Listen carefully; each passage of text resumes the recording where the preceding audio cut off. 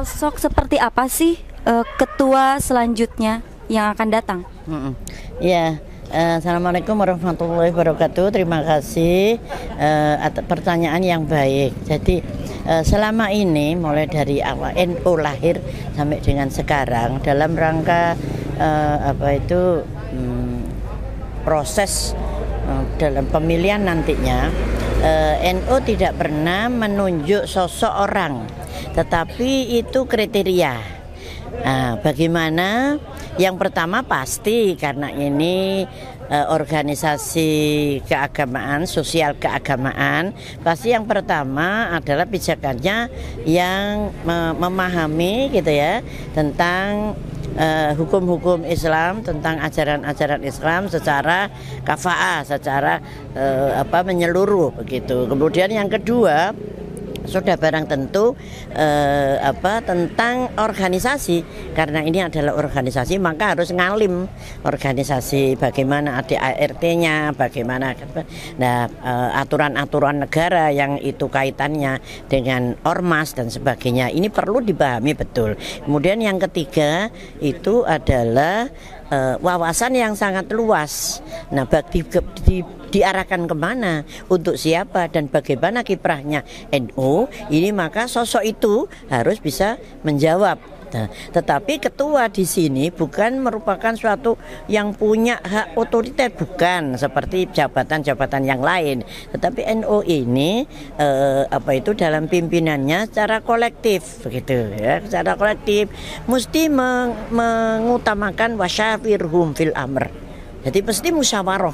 Apapun hasilnya itu adalah bukan hasil dari pemikiran ketua, pemimpin, tetapi itu adalah musyawarah, hasil daripada musyawarah. Sehingga apa yang nantinya itu diputuskan, maka itu insya Allah bermanfaat untuk semuanya.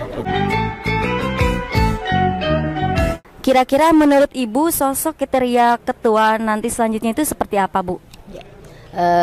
Harapan kami ya dari Badan Otonom yang berada di bawah PW NU DIY Daerah Istimewa Yogyakarta, khususnya ya PW Fatihat NU DIY, berharap ketua yang akan terpilih nantinya di kepengurusan PW NU DIY adalah sosok yang tentu secara keilmuan pasti mumpuni ya. Kita sudah tidak meragukan lagi kalau sudah di tingkatan PW NU DIY, saya kira pasti alim alamah ya. Kemudian juga selain secara keilmuan mumpuni, tentu memiliki kemampuan untuk mengelola organisasi secara lebih baik gitu ya. Saya kira kalau itu akan dimiliki kriteria untuk menjadi seorang organisatoris ya, yang tentu tidak mudah karena mengelola NU di tingkatan wilayah, sehingga ini harus dikelola dengan baik. Bagaimana NU ini bisa menjadi organisasi yang mandiri, khususnya di daerah istimewa Yogyakarta. Kemandirian organisasi ini penting karena kita memiliki jamaah yang besar ya, di DIY ini ada di 5 kabupaten dan kota, sehingga secara kemandirian tentu diharapkan nanti bisa memberikan pemberdayaan kepada jamaah dan tentunya nanti kemaslahatan untuk jamiah NU sendiri. Dan ini menjadi PR besar tidak hanya di tingkatan pengurus PWNU DIY tetapi juga di Banom dan Lajnah. Bagaimana mereka bisa memandiri secara organisasi sehingga bisa mengelola program lebih intensif, kemudian juga kemanfaatannya lebih luas karena kemandirian secara SDM, kemandirian secara finansial, kemandirian secara sumber daya yang lain itu kalau bisa mandiri akan lebih dampaknya tentu penguatan organisasi baik secara kelembagaan, SDM dan kemanfaatan secara lebih luas tentu akan dirasakan. Kemudian selain memiliki keterampilan sebagai seorang organisatoris yang ulung, tentu yang karakter kepemimpin yang menjadi inspirasi untuk badan otonom di bawah NU, kemudian juga pemimpin yang mengayomi, ini penting karena NU ini kan bapak kami ya kalau di Banom, tentu kalau mengayomi kemudian tentu akan ada komunikasi dan relasi yang setara dan saya kira akan lebih nyaman ketika kita menyampaikan persoalan-persoalan di Banom maupun keorganisasian secara keseluruhan. Sehingga dengan kepemimpinan yang terbuka, karena Ngayom itu kan terbuka, saya kira siap menerima masukan dari berbagai pihak. Ini akan baik untuk organisasi ke depannya.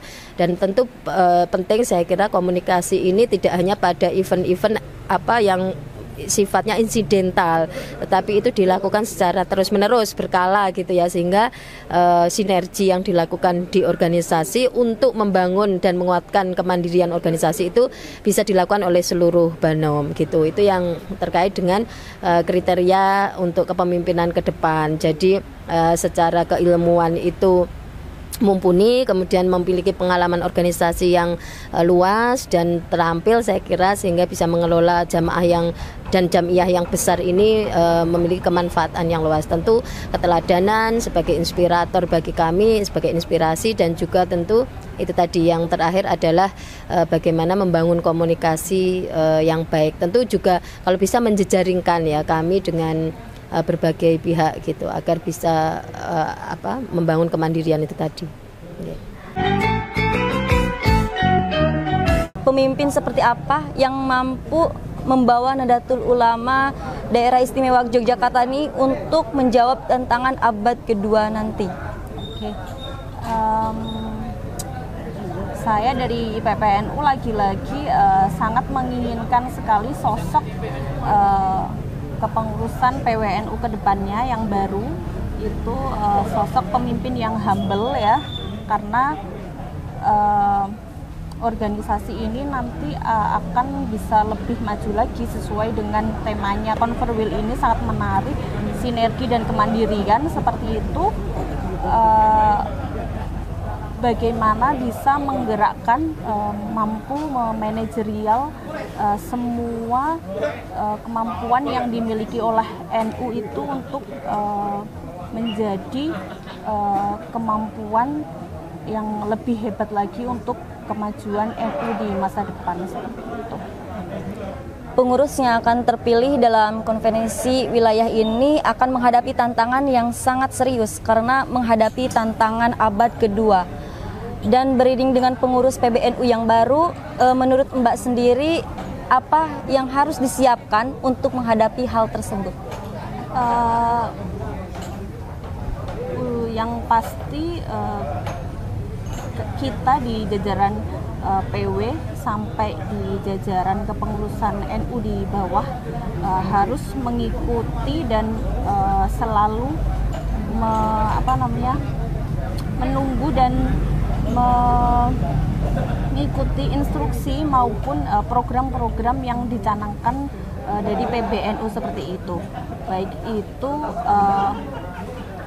tema-tema yang diangkat saat ini tentang perdamaian, tentang kemandirian organisasi seperti itu memang harus disinergikan dan harus diprogramkan sejak awal, dipersiapkan, tidak hanya nantinya menjadi program saja, akan tetapi untuk realisasinya tidak terlihat nyata. Oke, baik Mbak, terima kasih banyak.